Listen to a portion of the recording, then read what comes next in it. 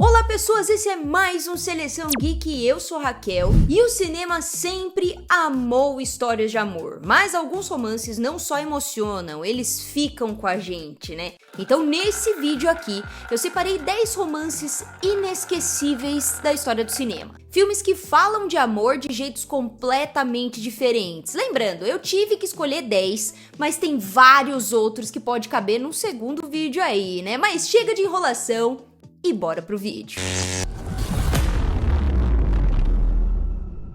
Responda rápido essa pergunta. Quantas vezes você já ouviu alguém dizer "Eu odeio filmes franceses"? Pois é, se esse for o caso, O Fabuloso Destino de Emily Poulain é exatamente o filme que pode curar a pessoa dessa frase aí, né? Logo nos primeiros minutos, o filme deixa claro qual é a sua proposta: dar o mesmo valor aos grandes acontecimentos e aos pequenos detalhes da vida. O nascimento da protagonista é apresentado da mesma forma que um copo tremendo sobre uma toalha ao vento ali, né? E é aí que mora a mágica. Tudo importa. A história acompanha Emily Poulain, uma jovem tímida e observadora que, ao encontrar uma caixinha escondida no banheiro do seu apartamento, decide devolvê-la ao antigo dono. A reação emocionada dele desperta algo nela, né? Algo diferente. A partir daí, Emily passa a transformar a vida das pessoas ao seu redor ali com pequenos gestos de bondade. Quase como uma super-heroína do cotidiano. O filme fala de vários tipos de amor. O amor romântico, o platônico, o amor ao próximo e até o amor próprio. E todos eles têm o mesmo peso. A mensagem é bem simples, mas eu acho poderosa. Amar de qualquer forma já é um ato revolucionário. Visualmente, gente, esse filme é inesquecível. A fotografia usa cores quentes, muito vermelho, verde e amarelo, criando um universo quase de conto de fadas. E quando o tom da história muda, as sombras aparecem, mostrando que até a doçura de Emily tem seus momentos de conflito. A direção de arte, o som e a edição transformam coisas banais, tipo moedas caindo, passo, silêncio, em momentos cheios de encanto. E tudo isso converge para uma personagem interpretada com delicadeza absurda por Audrey Tautou, que transmite emoções muito mais com olhares do que com palavras. O Fabuloso Destino de Emily Poulain não é só um romance. É um filme sobre encontrar beleza nas pequenas coisas, sobre imaginar mais, sentir mais e lembrar que a gentileza também pode mudar o mundo. Se você nunca viu esse filme, essa é a sua chance, viu? E se você já viu, sabe, né? É impossível sair desse filme do mesmo jeito que você entrou. Um filme belíssimo, filme francês. Deem uma chance que vale muito a pena, viu? Esse segundo filme, né, mostra que talento todo mundo tem. A diferença está em quem tem algo a dizer. Essa frase define perfeitamente Nasce uma Estrela, né? A última versão ali. Talvez uma das histórias de amor mais intensas e dolorosas do cinema moderno. Mesmo sendo a quarta versão da mesma história, o filme dirigido por Bradley Cooper consegue algo raro: parecer novo, humano e profundamente verdadeiro. Aqui, a fama não é um conto de fadas eterno, ela é um momento. Ellie, interpretada por Lady Gaga, é uma cantora talentosíssima, insegura, que se apresenta em um bar quase como um segredo do mundo ali. Jackson Maine, vivido pelo próprio Bradley Cooper, é um astro em decadência, talentoso, carismático e destruído por dentro. Quando os dois se encontram, nasce uma relação movida por admiração, paixão e música. O filme brilha justamente quando entende que não é sobre o sucesso, mas sobre as pessoas. Cada música é um desabafo emocional. Cada apresentação diz algo que os personagens não conseguem colocar em palavras. A música Shallow, por exemplo, não é só uma canção famosa, é o momento em que Ellie finalmente acredita em si mesma e Jack percebe que ele tá ficando pra trás. Bradley Cooper, ele surpreende na direção, colocando o espectador dentro dos palcos e dos bastidores, fazendo tudo parecer real, cru e íntimo, né? Já Lady Gaga prova que não é apenas uma estrela da música, mas uma força absurda como atriz, entregando emoção no olhar, na voz e também no silêncio. E no centro de tudo está o romance. Um amor intenso, verdadeiro, mas que não salva tudo. Porque amar alguém não significa conseguir curar todas as feridas. E é exatamente por isso que esse filme dói tanto. E também marca tanto, né? Nasce uma Estrela é sobre amor, sacrifício, sonhos e perda. Um romance que começa como uma canção suave e termina ecoando na alma por muito tempo. Gente, eu fui ver esse filme no cinema e eu fiquei aí comovida, viu? É um filme muito bem dirigido, o Bradley Cooper realmente me surpreendeu e eu acho que vale a pena vocês darem uma chance. E as outras versões também são muito interessantes, então vale a pena dar uma conferida também. Tem romances que falam de amor e tem romances que falam da vida enquanto o amor acontece. Antes do Amanhecer é exatamente esse segundo tipo, é o primeiro da trilogia do Richard Linklater, hein? O filme começa de forma bem simples. Um trem cruzando a Europa, Jesse, que é um americano no fim de uma viagem, e Celine, uma estudante francesa voltando para casa. Um olhar, uma conversa puxada quase por acaso e pronto.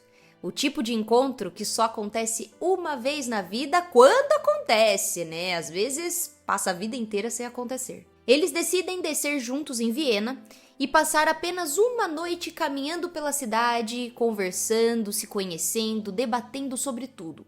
Amor, morte, relacionamentos, medo, sonhos, expectativas. Não tem vilão, não tem grandes reviravoltas, o filme é feito de diálogo, né? E justamente por isso, ele é tão poderoso na minha opinião. O Richard Linklater entende algo raro ali. Quando duas pessoas se apaixonam, o mais importante não é o que acontece, é o que é dito e o que fica entalado na nossa garganta. Cada conversa aproxima Jesse e Celine não só um do outro, mas também de quem assiste. É impossível não se enxergar ali na situação. A química entre Ethan Hawke e Julia Delpy é absurda de tão natural. Parece que a câmera só está registrando duas pessoas reais vivendo um momento único. Cenas como a cabine de música, os silêncios constrangedores, os olhares desviados, tudo soa verdadeiro, soa íntimo e humano. O Richard Linklater sabe fazer isso com maestria, né? E Viena não é só um cenário. A cidade vira um terceiro personagem. Ruas, parques e encontros aleatórios com estranhos, tudo cria uma atmosfera quase de sonho, como se aquela noite existisse fora do tempo. Antes do Amanhecer é sobre amores que não prometem eternidade, mas marcam a vida das pessoas para sempre. Porque às vezes uma única noite pode durar a vida inteira na memória. Filmaço, esse é o primeiro da trilogia, como eu falei. Todos eu acho que valem a pena, mas esse é especial, né? É o primeiro, onde tudo começa.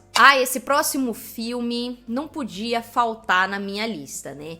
Moulin Rouge, Amor em Vermelho, não é só um filme, é um espetáculo. Dirigido por Baz Luhrmann, o longa mistura musical, romance trágico, teatro, ópera, pop e videoclipe, tudo ao mesmo tempo. E de um jeito que só ele conseguiria fazer. É exagerado, é intenso, é caótico e, cara, é muito apaixonante. A história se passa na Paris boêmia e Christian, um jovem poeta pobre ali, vivido por Ewan McGregor, acredita no amor acima de tudo. Ao chegar ao Moulin Rouge, ele conhece Satine, interpretada por Nicole Kidman, a estrela do cabaré, uma mulher presa entre o brilho do palco, um duque poderoso e um amor impossível. A partir daí, o filme assume sem medo sua essência trágica. A gente já sabe desde o começo como tudo vai terminar, mas aqui o importante não é o fim, é a intensidade do trajeto, do caminho disso. O romance entre Christian e Satine é tratado como um mito, um amor maior que a razão, maior que o dinheiro, maior até que a própria vida. E isso explode na tela através da música. Clássicos do pop surgem de forma inesperada. Madonna, David Bowie, Elton John, U2, tudo reorganizado para contar uma história de amor. Nicole Kidman está magnética, elegante, frágil, sedutora, trágica e linda, gente. Ewan McGregor surpreende não só como ator, mas também como cantor, dando verdade emocional a cada número musical. A química entre os dois faz o amor parecer ali urgente, desesperado e muito real. Visualmente, Moulin Rouge é um delírio, né? Cores saturadas, cortes rápidos, figurinos exuberantes e uma direção de arte que transforma cada cena em uma pintura em movimento. Pode parecer até um excesso, mas o amor também é excesso, né? Moulin Rouge é sobre amar sem medidas, sobre acreditar que mesmo quando tudo acaba, ter amado já valeu a pena, já valeu cada segundo ali. E como o próprio filme te ensina, a maior coisa que a gente pode aprender é amar e ser amado de volta. Gente, filmaço. É o meu musical favorito, eu tenho certeza disso. Eu assisti quando eu era bem mais nova e é maravilhoso, gente, maravilhoso. O próximo filme é Diário de uma Paixão, que foi lançado em 2004. O filme pode até partir de uma história açucarada, mas é elevado por uma direção delicada e principalmente por um casal central simplesmente inesquecível. Rachel McAdams e Ryan Gosling. A trama acompanha Noah e Ellie, dois jovens de origens completamente diferentes que vivem um amor intenso durante o verão nos anos 40. Eles brigam, se afastam, se machucam, mas nunca deixam de se amar. E o filme não escondeu seu jogo. Desde cedo sabemos que aquela história está sendo lida por um senhor para uma mulher em um asilo e que o amor deles atravessou décadas. O grande mérito aqui não está no que acontece, mas em como acontece. O diretor Nick Cassavetes não foge do melodrama, ele o abraça. E faz isso com uma sinceridade, criando cenas de uma força emocional surpreendente, sem pedir desculpas por ser romântico. Rachel McAdams está absolutamente incrível, transparente, intensa, viva. É impossível não se apaixonar por ela através dela. Ryan Gosling funciona perfeitamente como contraponto, contido, apaixonado, firme.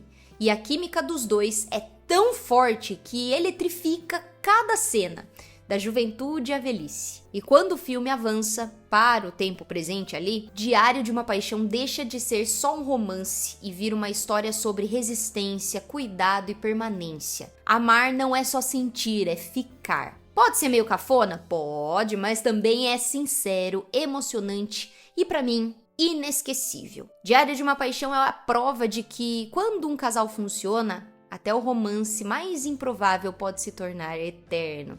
Gente, é lindo, vai. Eu não conheci uma pessoa que não gosta desse filme, gente. Nicholas Sparks escreveu com maestria aí. Vidas Passadas é um romance diferente. Aqui o amor não grita, ele sussurra. Dirigido por Celine Song, o filme começa nos colocando como observadores. 3 pessoas sentadas em um bar em Nova York. Quem é o casal? Quem é o intruso? Curiosidade nasce ali. E logo somos levados 24 anos ao passado, quando Nora e Hae Sung ainda eram crianças na Coreia do Sul. Eles se gostam, crescem juntos e então a vida acontece.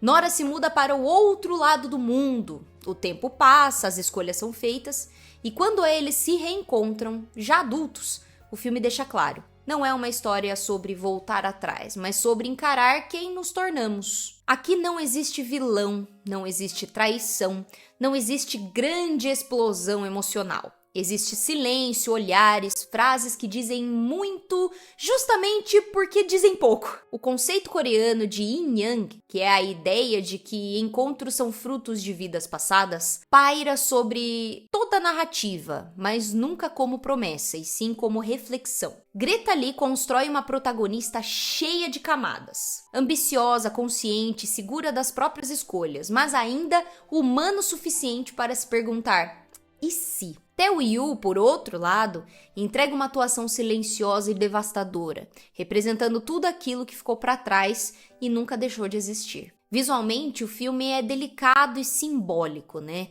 As cidades, os enquadramentos, os movimentos da câmera, tudo reforça a ideia de tempo, distância e direção. Nada é por acaso, cada cena parece carregar um peso invisível. Vidas Passadas não fala sobre um amor que vence tudo, ele fala sobre um amor que não aconteceu, mas que ainda assim importa muito. Porque crescer também é aceitar que algumas histórias ali não precisam de final feliz para serem inesquecíveis. Gente, esse filme é lindo mesmo, me surpreendeu, é um filme super recente. Vale a pena conferir aí, é um choque de realidade pra gente. Eu acho que Vale muito a pena, viu? Esse próximo filme, gente, Me Chame Pelo Seu Nome, não é apenas um romance. É uma experiência sensorial sobre o primeiro amor, daquele tipo que nunca passa completamente. Dirigido por Luca Guadagnino, o filme se passa durante um verão no norte da Itália em 1983. Hélio, um adolescente inteligente, inquieto e curioso, passa os seus dias entre livros, música e silêncios. Tudo muda com a chegada de Oliver, um pesquisador mais velho, carismático, seguro e irresistível. O que nasce entre os dois não é tratado como escândalo, culpa ou tragédia. Aqui, o desejo não é julgado, ele simplesmente existe. E o Luca Guadagnino filma isso com uma delicadeza rara, deixando que os sentimentos surjam com os gestos, nos olhares desviados, no tempo que demora a passar. O filme não tem pressa, ele observa, ele sente, cada plano parece tocar a pele. O sol, as frutas, a água, o suor, os corpos. Tudo colabora para transformar aquele verão em um rito de passagem. Porque no fundo, Me Chame Pelo Seu Nome é um filme sobre amadurecer, sobre descobrir quem você é através do outro. Timothée Chalamet, gente, entrega uma atuação absurda de tão honesta. Ele traduz insegurança, desejo, confusão e entrega com o corpo inteiro. E agora vem o Oliver, interpretado pelo polêmico Armie Hammer, né? Funciona como essa figura quase mitológica. O amor que chega, muda tudo e não fica. E então veio o golpe final desse filme, gente. Um dos monólogos mais lindos do cinema recente. Quando o pai de Hélio ensina algo que muita gente passa a vida inteira sem aprender. Sentir dor é melhor do que nunca ter sentido nada. Me Chame Pelo Seu Nome fala de um amor que não dura para sempre, mas que deixa marcas eternas, porque alguns verões vivem dentro da gente para o resto da vida. Gente, esse filme acabou comigo, viu? Acabou comigo. Eu fiquei muito feliz quando venceu o Oscar. O mundo conheceu o Timothée Chalamet por esse filme e desde sempre ele mostra que é um baita de um ator, né? O Segredo de Brokeback Mountain não é um romance fácil. E nunca foi feito para ser. Dirigido por Ang Lee, o filme acompanha Jack Twist e Ennis Del Mar, dois vaqueiros que se conhecem em 1963, trabalhando juntos nas montanhas de Wyoming. Em um lugar isolado, longe do mundo, nasce entre eles um sentimento tão forte quanto inesperado e completamente incompatível com a época em que vivem. O amor surge ali quase como algo primitivo, algo natural. E é justamente por isso que dói tanto quando eles descem da montanha, né? Porque fora de Brokeback existe um mundo real. Um mundo que exige casamento, filhos, silêncio e repressão. Jack e Ennis até tentam seguir esse roteiro, né? Constroem famílias, trabalham, fingem normalidade, mas nada disso apaga o que viveram juntos. O filme acompanha essa relação ao longo de quase 20 anos, marcada por reencontros raros, despedidas dolorosas e uma sensação constante de perda. Heath Ledger entrega uma das atuações assim mais impressionantes da história do cinema. Seu Ennis é fechado, bruto, incapaz de expressar sentimentos e justamente por isso é devastador. Jake Gyllenhaal como Jack traz o contraponto ali, mais aberto, mais sonhador, mais disposto a enfrentar o mundo, ainda que isso tenha um preço, né? Brokeback Mountain não é sobre rótulos, não é sobre provocação, é sobre o que acontece quando alguém é impedido de viver quem realmente é. A trilha sonora melancólica, os silêncios longos, os olhares contidos e a paisagem grandiosa reforçam a ideia central do filme. A montanha representa o único lugar onde aquele amor pode existir livremente. Todo o resto acaba sendo sobrevivência. No fim, o que sobra não é revolta, é tristeza. Porque esse é um filme sobre um amor verdadeiro que nunca teve permissão para existir. E talvez seja por isso que ele ainda machuca tanto, viu? Que filme lindo, lindo mesmo. Quando ele lançou, ele foi aí um dos esnobados aí no Oscar, né? Principalmente pela categoria de melhor filme, mas é por causa da temática, né? Quando ele lançou foi muito polêmico, mas olha, vale muito a pena. Filme lindo mesmo. O penúltimo filme é Amor à Flor da Pele. E esse filme é talvez definitivo sobre o amor que não acontece. Dirigido por Wong Kar-wai, a história se passa em Hong Kong no início dos anos 60. O Sr. Shaw e a Sra. Chan se mudam para apartamentos vizinhos e aos poucos descobrem que seus respectivos cônjuges estão tendo um caso. A partir dessa dor compartilhada nasce uma conexão silenciosa, delicada e também perigosa. Aqui o amor não explode, ele se acumula. Wong Kar-wai constrói esse romance nos detalhes. Corredores apertados, portas entreabertas, paredes finas, sempre alguém observando. Não há privacidade nenhuma, e talvez por isso tudo seja reprimido. O pacto entre eles é claro. Não seremos como eles. E é justamente essa escolha que transforma o filme em uma tragédia romântica. A intimidade surge em pequenos gestos, dividir uma relação, caminhar juntos, ensaiar diálogos que talvez nunca sejam ditos de verdade. Muitas vezes você não sabe onde termina a brincadeira e começa o sentimento real. E essa dúvida dói, é muito dolorida. Visualmente, o filme é hipnótico. O vermelho domina a tela, que é a paixão, desejo, tentação. Aí tem o verde, que surge como um sinal de traição. O azul, que traz melancolia e solidão. Os personagens são constantemente filmados através de janelas, espelhos, grades, portas, como se o mundo inteiro conspirasse para mantê-los separados. Tony Leung e Maggie Cheung estão absolutamente perfeitos. Eles atuam como um olhar, com o silêncio, com o não dito. Um dos grandes romances do cinema sem quase nunca precisar de declarações. A trilha sonora repete, insiste, retorna. Talvez sim, talvez não, talvez nunca. Amor à flor da pele é sobre idealizar tanto o amor que você perde a coragem de vivê-lo. E no fim, tudo que resta é um segredo, guardado para sempre em um buraco ali no tempo. Gente, esse é um dos filmes mais lindos, assim, eu acho que eu diria do século. É muito maravilhoso mesmo, eu acho que vale a pena assistir, porque é impecável, pra mim é impecável. O último filme, cara, não podia faltar, né? Falar de Titanic é falar de um fenômeno que vai muito além do cinema. É reconhecer como um filme pode atravessar gerações e continuar provocando emoção como se fosse a primeira vez. Lançado em 1997, Titanic foi um projeto absurdamente ambicioso. O filme mais caro já feito até então, comandado por um James Cameron obsessivo que abriu mão do próprio cachê, construiu uma réplica gigantesca do navio e tratou o cinema como uma missão pessoal. E o resultado foi histórico. O primeiro filme a ultrapassar $1 bilhão em bilheteria e um sucesso que lotou salas no mundo inteiro por meses. Mas o verdadeiro segredo de Titanic não está só na escala técnica. Está na decisão brilhante de James Cameron de contar uma história de amor simples, quase clássica, dentro da maior tragédia marítima do século XX.